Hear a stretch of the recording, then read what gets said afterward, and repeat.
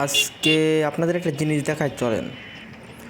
সবাই তো সুন্দর সুন্দর জায়গা এক্সপ্লোর করে, আজকে আমি আপনাদের কিছু অসুন্দর জায়গা এক্সপ্লোর করে দেখাই।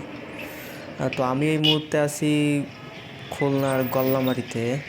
আর আমার সামনে গল্লামারী ব্রিজ এবং ঠিক পিছনটা যদি দেখাই তাহলে দেখতে পাবেন খুলনা ইউনিভার্সিটি। তো এই সড়কটা খুব ব্যস্তসম সড়ক এবং এর পাশেই রয়েছে গল্লামারীর সবথেকে বড় বাজার। তো মেন বিষয় যেটা হচ্ছে যে এই যে ব্রিজের নিচ দিয়ে যে নদী প্রবাহিত হয়েছে সেটা হলো ময়ূর নদী। তো এই সম্পর্কে পরে বলতেছি, আগে বলি যে খুলনা শহর মূলত কোন কোন নদী কেন্দ্রিক গড়ে উঠছে। খুলনা শহর প্রথমত 3টি নদী কেন্দ্রিক গড়ে উঠছে। একটা, এর পূর্ব দিকে রয়েছে রূপসা নদী, উত্তর দিকে রয়েছে ভৈরব নদী এবং দক্ষিণে ময়ূর নদী। তো যত বড় বড় প্রতিষ্ঠান এবং যত বড় বড় শিল্পনগরী অধিকাংশ নদীর কূল ঘেঁষেই গড়ে ওঠে, খুলনা শহর তার ব্যতিক্রম নয়। তো আজকে আপনাদের যেটা দেখাবো সেটা হলো এই যে গল্লামারী ময়ূর নদী। নামটা অনেক সুন্দর না, ময়ূর নদী, কিন্তু যারা একবার এই নদীর উপর দিয়ে গেছেন তারা আসলে জানেন এই নদীটা কতটা সুন্দর।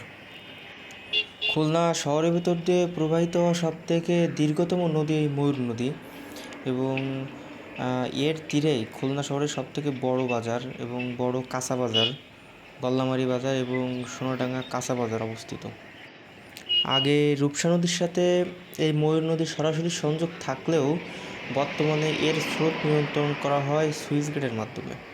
আর এই সুইচ গেট অধিকাংশ সময় থাকেই বন্ধ। স্রোত নিয়ন্ত্রণ এবং মাত্রা অতিরিক্ত দূষণের ফলে এই নদীর এখন বদ্ধ জলাশয়। এই নদীর দৈর্ঘ্য আনুমানিক 20 কিলোমিটার। এটা খুলনার শহরের পশ্চিম পাশ দিয়ে প্রবাহিত একটা নদী। যদি ভালো করে একটু লক্ষ্য করেন দেখবেন যে নদীটা আসলে নদী বলা চলে না, এটা হলো একটা ভাগাড়। দেখে মনে হবে ঠিক জীবন্ত ডাস্টবিন। আমি যদি আপনাদের ব্রিজের অপোজিট সাইডটা দেখাই তাহলে দেখেন যে সামনে যেটা দেখতে পাচ্ছেন গল্লামারীর সবথেকে বড় বাজার এবং একেবারে নদীর গায়েই। আর ওই বাজারের যত ময়লা আবর্জনা সব কিছু সরাসরি নদীতে ফেলা হয় এবং একটু খেয়াল করলে দেখবেন কচুরিপানা এত পরিমাণ হয়েছে এটা কেউ নদী কল্পনা করতে পারবে না। ময়লা আবর্জনা আর কচুরিপানা পানির উপরে এমন এক স্তর তৈরি করেছে যে তার উপর দিয়ে আপনি অনায়াসে হেঁটে পার হয়ে যেতে পারবেন। প্রতিদিন এই নদীতে এত পরিমাণ প্লাস্টিক এবং পলিথিন ফেলানো হয় যে সেই বর্জ্যের কারণে নদীটার যে নদীত্ব সেইটাই হারাইছে। এই নদী আগে বেশ কয়েকবার পরিষ্কার করা হয়েছে, কিন্তু জনসচেতনতা গড়ে না তুলে নদী পরিষ্কার করার কোনো লাভ হবে না। কারণ মানুষ যদি ব্যক্তি পর্যায়ে সচেতন না হয় এবং কী ধরনের আবর্জনা কোথায় ফেলতে হবে এটা যদি না বোঝে তাহলে সেটা হবে আমাদের পরিবেশের জন্য মারাত্মক হুমকি স্বরূপ। কারণ নদীমাতৃক এই বাংলাদেশে যদি আস্তে আস্তে এইভাবে নদীগুলো বিলুপ্ত হতে থাকে তাহলে সেটা আমাদের জলবায়ু পরিবর্তন এবং পরিবেশের উপর ব্যাপক প্রভাব ফেলবে। আপনি যদি ভাবেন যে নিজের বাড়ির আবর্জনা নদীতে ফেলে দিচ্ছি, নিজের বাড়ি পরিষ্কার থাকতেছে, তাহলে সেটা ভুল। কারণ আপনি ক্ষতিগ্রস্ত হচ্ছেন, সেটা প্রত্যক্ষভাবে না হোক পরোক্ষভাবে। তাই আমি সকলের কাছে অনুরোধ করছি যে আমরা যত্রতত্র প্লাস্টিক এবং পলিথিন জাতীয় দ্রব্য না ফেলি।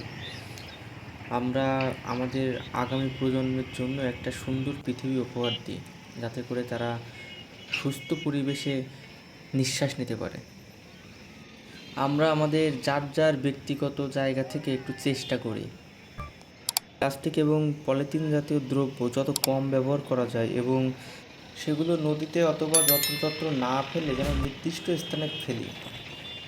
আমাদের সকলের এই ক্ষুদ্র প্রচেষ্টায় হয়তো প্রকৃতি তার আগের স্বরূপে আবারও ফিরে আসবে। চাইলে জনসচেতনতায় ভিডিওটা শেয়ার করতে পারেন। ধন্যবাদ।